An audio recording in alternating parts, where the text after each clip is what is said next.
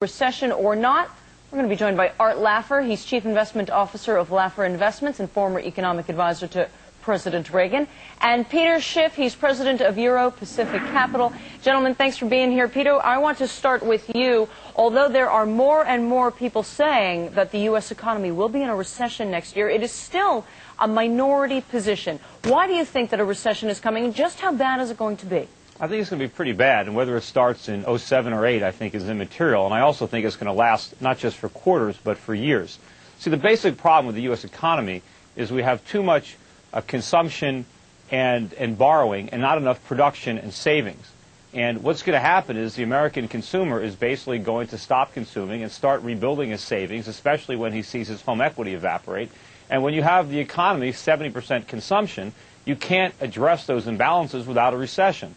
You know, rather than the recession being resisted, it should really be embraced, because the disease is all this debt-financed consumption. The cure is that we stop consuming and start saving and producing again, and that's a recession. And sometimes, you know, medicine tastes bad, but you got to swallow it. Art Laffer, you hear him? He says the consumer's going to slow down in order to rebuild the savings. And you know that two-thirds of the American economy is driven by the consumer. Do you believe that? No, I don't believe any of it whatsoever, Michelle. Excuse me. But, you know, what he's saying is that savings is way down in this country, but wealth has risen dramatically. The United States economy has never been in better shape. There is no tax increase coming in the next couple of years. Monetary policy is spectacular. We have freer trade than ever before. And not only that, but there are no incomes policies things here. I think Peter's just totally off base, and I don't think it's going to be... I mean, I just don't know where he's getting his stuff. The well, one of us is off off base, but it's definitely not me. I mean, it's not wealth that's increased in the last few years. We haven't increased our productive capacity. All that's increased is the paper values of our stocks and real estate. But that's not real wealth, no more than the NASDAQ was wealth. When you see the stock market come down and the real estate bubble burst, all that phony wealth is going to evaporate. And all that's going to be left is all the debt that we accumulated to foreigners. Peter, I'm going to take a bet with you on this one. I'll bet you a penny on this one that if you'll sign a letter saying that if you're wrong, you'll sign a letter that you were wrong to me in this, but you're just way off base. There is nothing out there that tells us we're going to have a nice slowdown, but it's not going to be a crash. Let me ask you this. I'll bet you a lot more than a penny. Big question. Will homes be worth more or less in 2007? Tom, what do you think? You're going to see prices go up about 10%. Here's why. Because you're going to come into a regular, normal market, and in regular, normal markets, that's about what kind of appreciation you get. Home prices up 10% in the coming year. Peter, what do you say? Well, today's home prices are completely unsustainable. They were bid up to these artificial heights by a combination of temporarily low adjustable rate mortgage payments, by a complete, absence of any lending standards, and by speculative buying. And what's going to happen in 2007 is a lot of these artificially low ARM payments are going to be reset upward. You're going to start to see both the government and the lenders reimposing lending standards and tightening up on credit. And you're going to see a lot of the speculative buyers turn into sellers. And these sky-high real estate prices are going to come crashing back down to earth. First of all, I have no idea what Peter Schiff is talking about. I agree with Tom. I think they're going to be probably up to about 10%. What artificial lending standard are you talking about? What's word to Peter? Most of the profits that people have in real estate are going to vanish, just like the profits in the dot-coms in 1999-2000. It's a fantasy. People can't sell their house. The inventories are exploding all over the country. Houses are on the market for 6 months a year. There's no bidders. The price is going to fall through the floor. You guys are deluding yourself. We heard it loud and clear from all of our panelists. We thank you very much. Einstein, you say this could be a perfect storm for buyers. What do you mean? I mean that the credit crunch is way overblown. The financials are being given away. They're so unbelievably cheap. Many of the resource companies have gotten really whacked and are cheap at this point. The subprime problem is a problem, but it's a tiny problem in the context of this economy. The storm is a problem, but it's a tiny problem. Meanwhile, it's as if nuclear war has struck the financials and really struck the whole market.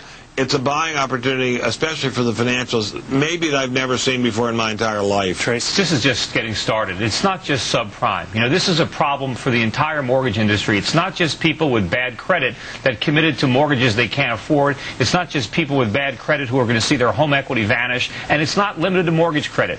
Americans are going to have a difficult time borrowing money to buy cars, to buy furniture, to buy appliances. Foreigners around the world have been lending us money for years. They're now finding out that we can't afford afford to repay. This is going to be an enormous credit crunch. The party is over for the United States. We cannot continue borrowing to live beyond our means and consuming foreign products. It's you must over. be a laugh right at a party. Huh? No, I'm pretty fun at parties. Okay. I don't just talk about this. The dollar's down. But subprime is tiny. Subprime is a tiny blip. It's not tiny, and again, it's not just subprime. It's the entire mortgage market, right? All right, well, Tracy, you're disagreeing with. Simply wrong. Well, you're simply wrong about that. No, I'm not. You're simply wrong. To Ben's point, well, defaults for the whole mortgage market are tiny. No, but it's good. Just give it time. Wait till all these mortgages reset. Wait till people realize. So you're saying it's going to be yet to come. Charles, you were just speaking. What do you think? I think volatility is going to be here until we can look at the books of major financials, so that means until the next round of earnings, but I think the worst is over. Ben? Well, I think stocks will be a heck of a lot higher a year from now than they are now. Tracy? Yeah, but we have more volatility to go, at least through September. Stuart? The big banks, the central banks, still have plenty of big guns to fire. They'll fire them when necessary. The worst is over. Peter, meanwhile, I guess razor blades are in order? The worst is yet to come. The fundamentals are not sound. They're awful. If the fundamentals were sound, we wouldn't be having these problems. All right, fair and balanced. You get to buy blue chip stocks at discount prices, but our pros say you can do that right now. It's time to get more for your money. Ben, what have you got, my friend? Well, the financials, as I keep saying, are just super bargains. I particularly like Merrill Lynch, which is an astonishingly well-run company. You know, a couple of days ago it was trading at barely more than 7 times earnings. Financials typically trade at a low P, but this is a joke. This stock is, they might as well be putting it in cereal boxes and giving it away. That's how cheap it is. Charles, what do you think of that? Yeah, I like the financials, too. Merrill isn't my top pick in the group. I think Bear is probably the cheapest, although the riskiest, and some of the others are better. But, you know, the financials are a great place, absolutely. So what are you doing, Charles? I, again, like Ben, like the financials. I like Goldman Sachs. It's like getting Dolce & Gabbana on sale. This is the creme de la creme of Wall Street. It's cheap. Isn't it still up substantially year over year, though? It is down, and it's probably actually going to go further. And I think that people should start nibbling at this thing. Peter, what do you think of that? Look, stay away from the financials. They're toxic. They're not cheap. They're expensive. You think they're at well, let me finish. So pessimistic. Let me finish. You think they're at low PEs. They have no earnings. Their earnings are going to disappear. I remember a year ago. They have no earnings. Their earnings are huge. Ben, last year when people were talking about last year when people were recommending home builders and they were talking about they're at 5 or 6 times earnings, I said those earnings are fantasy. They're not going to be here. There's nothing fantasy about that. They're making real money. No, there's a lot of losses coming up in the future. These financials are going to get hit, and they're going to get hit hard. Don't believe what these forecasts are for future. No, it's not. They're going lower. All right, Peter, I wish we had more time with you. I know you want to continue that expose on Santa Claus. Peter, you agree with that?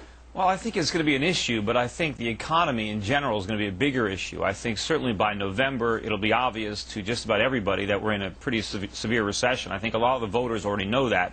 Just some of the people here in Wall Street haven't figured it out yet. But I think that the recession, the economy in general, is going to be a much bigger issue. And unfortunately, I think, you know, it's not tax cuts that we need. We really need a lot of spending cuts. The government has to cut spending because if they cut taxes and then just print the difference, what we get is inflation instead. So we have a little bit more money in our paychecks, but we have to pay a lot more for food. We have to pay a lot more for energy. And, of course, eventually we're going to see a big increase in interest rates as a result of all this inflation. All right, Charles, the crystal ball. Well, you know, if it's between boom and bust, I'll go with boom. I know the first half of the year is going to be tough. There's no doubt about it. But I think by the second half of the year, all these interest rate cuts will work their way through the system. Obviously, I think the housing market will be a lot better than it's been in 2007. The auto market, jobs, unemployment about 4.7%. And I think, Peter, inflation is going to be held in check. What do you like, Charles? Washington Mutual, and I'll add the caveat up front. This is a high-risk play, right? We're catching a falling knife. No kidding. What do you got for us? Well, I think in general people should stay away from stocks. It's going to be another bad year. I'm recommending the ETF GLD. I mean, gold has been doing incredibly well. As I mentioned earlier, it was up 33% last year. I think gold's going to go over $1,000 an ounce next year. I think U.S. stocks are going down. For all those stocks. I think the Dow's going to go to 16,000, but the big winner will be NASDAQ. So I think everyone should have some exposure to the NASDAQ. Even now, after the run-up we've had. Oh, absolutely. What do you got going? Well, it might be a big year, just big losses. And, you know, I think what's going to happen now is we're going to see the subprime type loss scenario unfolding in other asset classes, such as bonds backed by auto loans, credit card debt. And that's really going to, you know, pull the rug out from under the consumer when not only can he borrow money to buy a house, but he can't borrow money to buy a car. He can't use his credit card at a department store because the people who hold all this debt and Wall Street securitized these bonds the same way they did with the subprime bonds, they're going to lose a lot of money and it's going to be a bigger credit card. All right.